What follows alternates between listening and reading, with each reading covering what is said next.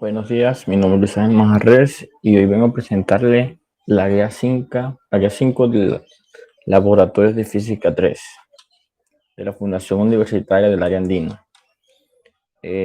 Nuestro objetivo principal es determinar la frecuencia y la longitud de onda de sonido provenientes de un instrumento musical.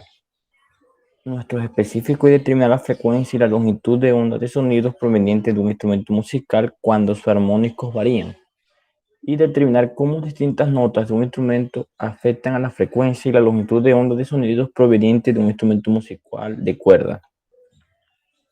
Las ideas previas nos indican que la calidad de tono de una guitarra acústica es diferente cuando las cuerdas se puntean cerca del puente que cuando se puntean cerca del agujero. ¿Por qué? Nuestra respuesta es que porque al acercarse al agujero, este se encarga de amplificar el sonido.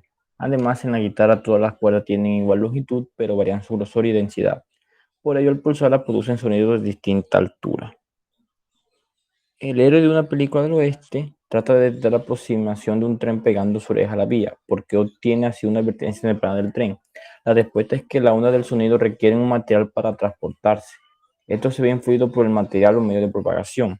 En el aire el sonido viaja a una velocidad de 340 metros por segundo, mientras que un material como el acero baja a 6.099 metros por segundo. En el caso propuesto, en la vía del tren hace la tarea de ser un medio de propagación sólido, por lo tanto, el aire se percatará más rápido de la aproximación del tren.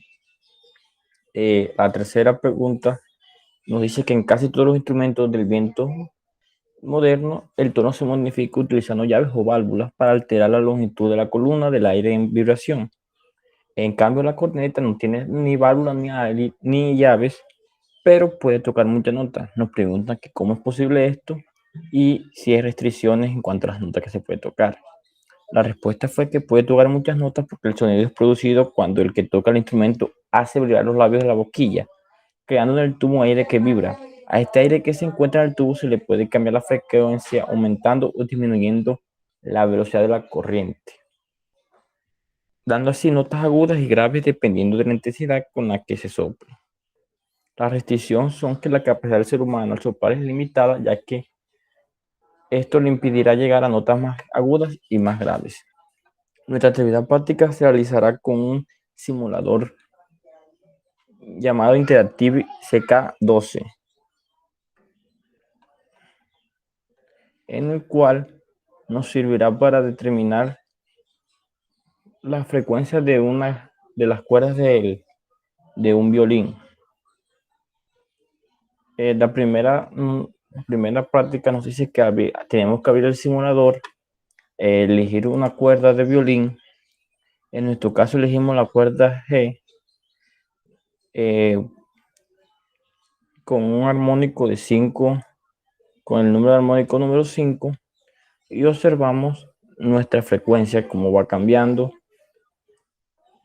y cómo cambia la longitud. Por ejemplo, cuando la longitud es de 240.3 milímetros, nuestra frecuencia es igual a 390 Hz. Cuando es 443, nuestra frecuencia es 180.3 Hz. Observando así que a medida que aumenta la frecuencia, la longitud de la onda disminuye. Aquí observamos los 5 armónicos y aquí también observamos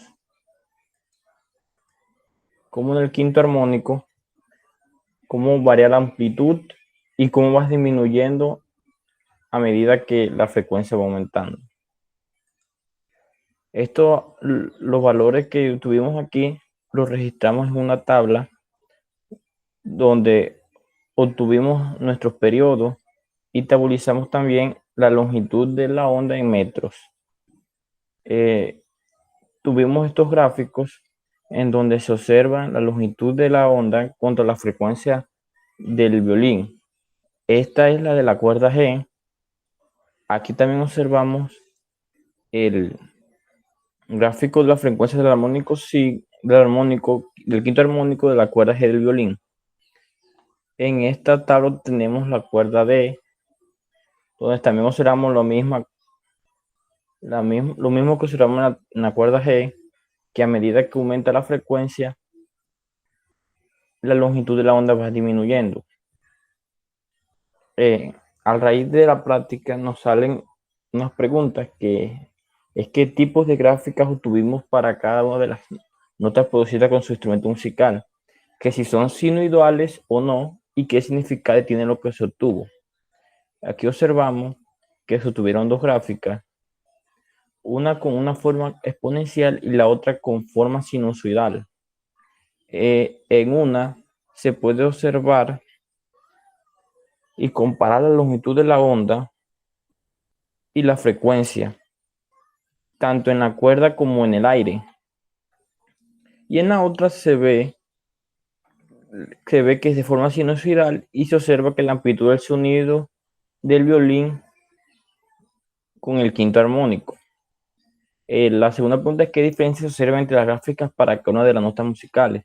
En este caso solo tuvimos dos cuerdas y dos notas musicales que fueron la cuerda G y la cuerda D. Y por ejemplo tuvimos que la cuerda G tiene menor longitud de onda que la cuerda D cuando estas tienen la misma frecuencia. Y también se logró detallar que la cuerda alcanza una mayor amplitud cuando la cuerda D alcanza una mayor amplitud cuando ambas tienen los mismos armónicos. La pregunta 3 nos dice que la longitud de onda varía al cambiar la frecuencia. Y como veníamos diciendo, sí, la longitud de onda va disminuyendo a medida que la frecuencia va aumentando.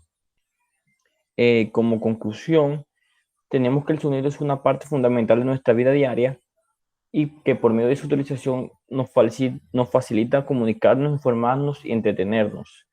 Con todo lo que hemos visto, se puede entender que el sonido se puede percibir de distintas maneras dependiendo de la frecuencia, el medio y la distancia en que este sonido se dé. Con esto ya hemos terminado.